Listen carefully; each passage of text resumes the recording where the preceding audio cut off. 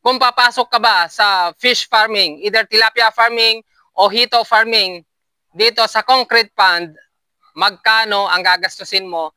Concrete pond lang yung pag-uusapan natin kung magkano ang nagastos dito. So tumutok ka pa para malaman mo pag nagsimula ka na gumawa ng ganito, magkano yung ahanda mo puhunan para dito. Ngayon ay October 2025.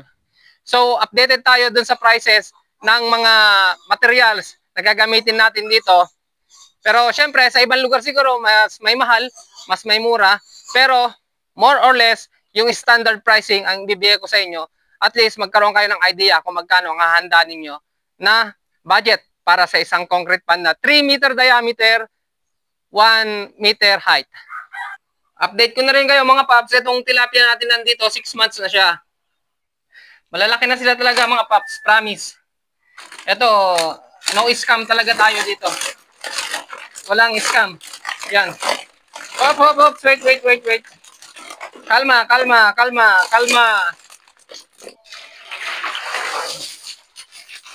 Oh, ang lalakas, ang lalaki. Oh, grabe. Oh, grabe, oh. Oh, mas malapad sa 4 ng daliri ko, eh, laki ng palad ko. Lalaki. 4 na katao ang kinuha ko na gumawa ng ating fish pond para tiyakin nating tuloy-tuloy ito. At sa loob ng 2 araw lang ay matapos natin ang ating ginagawang fish pond.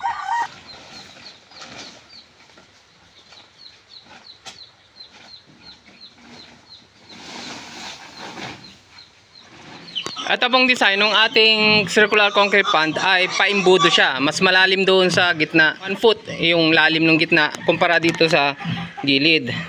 So yan, kung makita mo yan. So ganyan ang ikot ng tubig pag nagde-drain tayo.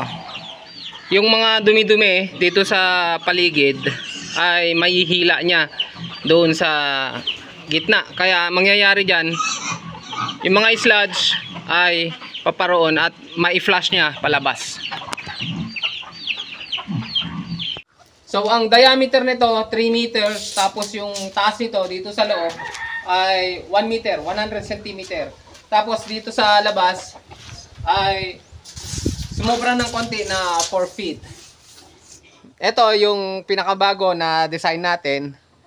Hindi kagaya dati nung yung ibang fish pan natin dyan na merong kwadrado, merong pahaba, rectangle, yung ganun. Meron din tayong isa dyan, yung nauna na circular pan natin. Ang naandyan ngayon ay yung tilapia. So natapos tayo ng leak testing dito. 1 week natin binabaran ng tubig. So far, so good. Wala namang leak na nakita natin. Na masa-masa lang yung paligid kasi of course yung sumisip-sip ng tubig ba. Ngayon, ang gagawin natin, lalagyan uli natin ng tubig. Tapos, yung tilapia natin doon sa kabila, ililipat ko muna dito dahil nga i-repair ko yon kasi may nakita ako na tagas na konti. Ito yung nauna na circular pond natin. At ito naman yung bago. Mula doon sa baba pataas, ito ay 7 patong ng hollow blocks. Ito namang isa ay 6 na patong lang hollow blocks. So ito hindi finish yung labas niya. Tapos ito naman ay finish na pati labas at loob. Ngayon, kung ito noong ginawa natin yan last year ay 9,000 pesos ang nagastos natin, magkano naman ang nagastos natin dito sa bago nating concrete pond ngayon? Ito updated mga paps kasi syempre nagmahal din yung mga materials natin, nagmahal din yung labor natin. So dito natin makikita ngayon kung magkano ang total na nagastos ko dito. Ito 3 meters diameter, then tamo nyo man ang taas niya, hanggang kilikili ko na. Kinuha ko yung 1 meter depth ng tubig. So, eto, kung nasa labas ka, mahigit 1 metro. Pagka nasa loob ka, ay 1 metro yung taas. Ibibigay ko sa inyo yung actual na nagastos ko dito. At least, magkaroon kayo ng idea kung magkano ang ihahanda ninyo na puhunan para sa isang concrete pond na ganito kung kayo na magpapagawa. Yung pagpapagawa mga paps ng concrete pond na ganito ay napakahalaga na maging matibay siya. Gawin natin siyang maayos, gawin natin siyang matibay. Kasi itong tubig na linalaman ng ating concrete pond ay mabigat. Lalong-lalo na sa mga lugar na kagaya dito, madalas ang lindol halos monthly. Merong lindol dito, magnitude 4, magnitude 5. So malakas na yon para ugain itong mga structure na ganito. At sa bigat ng tubig na nandito, pag yan ay gumalaw, na kahit napakaliit na crack lang, kahit gagabuhok na crack, ang mangyayari dito sa ating pond, tiyak yun, magkakaroon ng leak. At delikado yun sa ating mga alaga. Dahil yung ammonia nagagawa ng paraan. Pero yung crack, pagka naubusan ng tubig yan, wala na. Wala na tayong asahan. Mamamatay yung ating mga isda. Instant yan na mangyayari. Gawin na nating maayos, matibay, sigurado na magtatagal.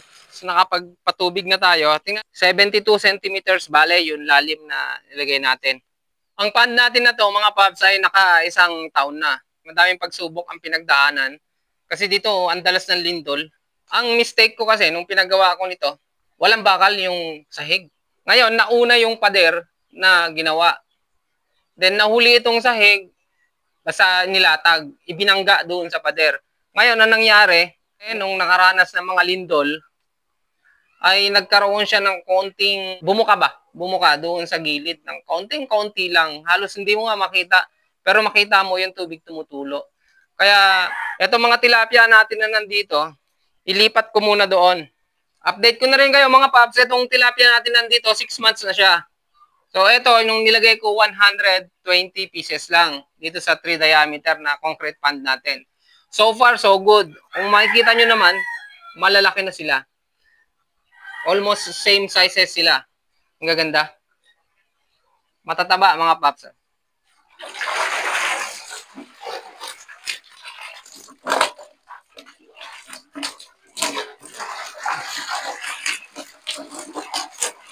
Oh.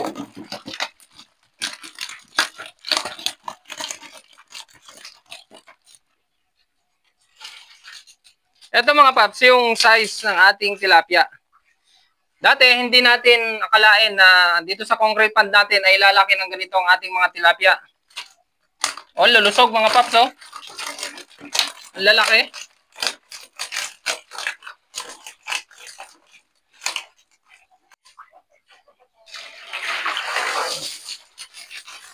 Oh, ang lalakas, ang lalaki. Oh, grabe. Ito na mga paps, ang resulta ng ating concrete pond. 6 months. Talaga, ang target talaga natin dito, 6 or 7 months. Pero pagdating ng 6 months, mga paps, oh, grabe, oh. Oh. Oh, mas malapad sa 4 ng daliri ko, eh, laki ng palad ko. Oh, di ba? Lalaki.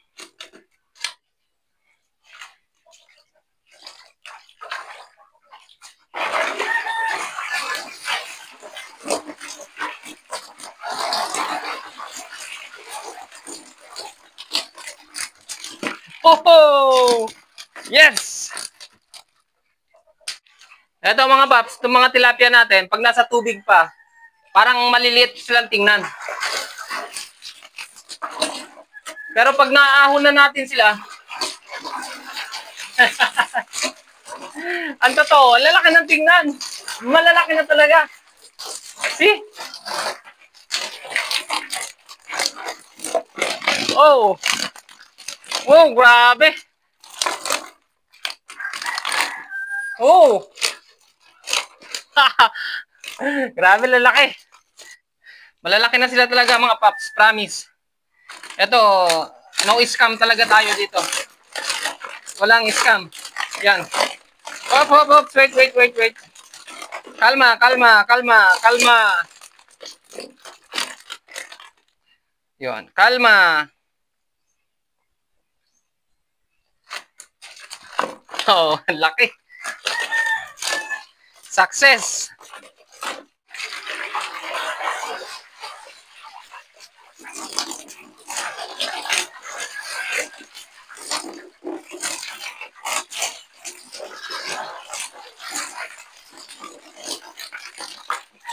Oh! Congratulations sa Grevisian. Lalaki mga paps, oh. 5 pieces, 6 pieces per kilo.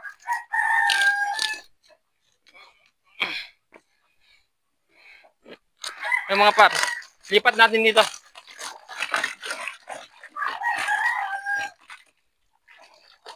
Oh, basic.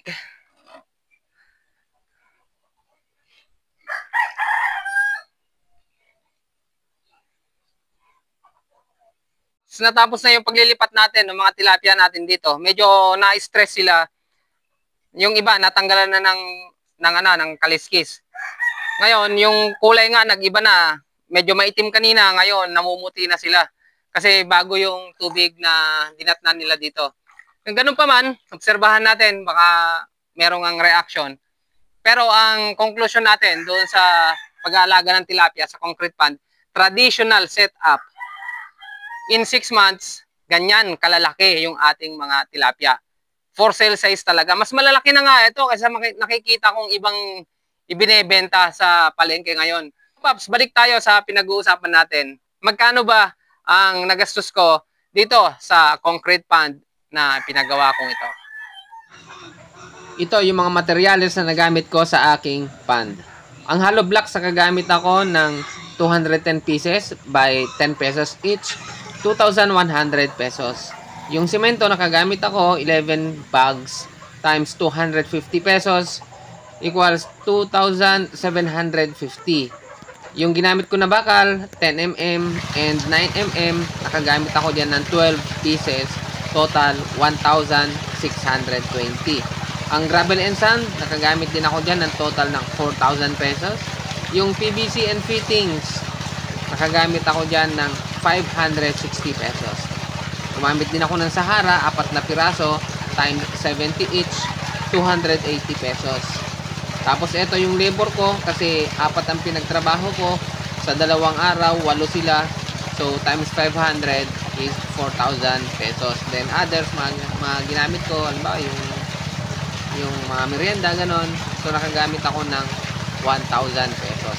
So, total, all in all, ang nagastos ko sa aking concrete pond ay 16,310 pesos.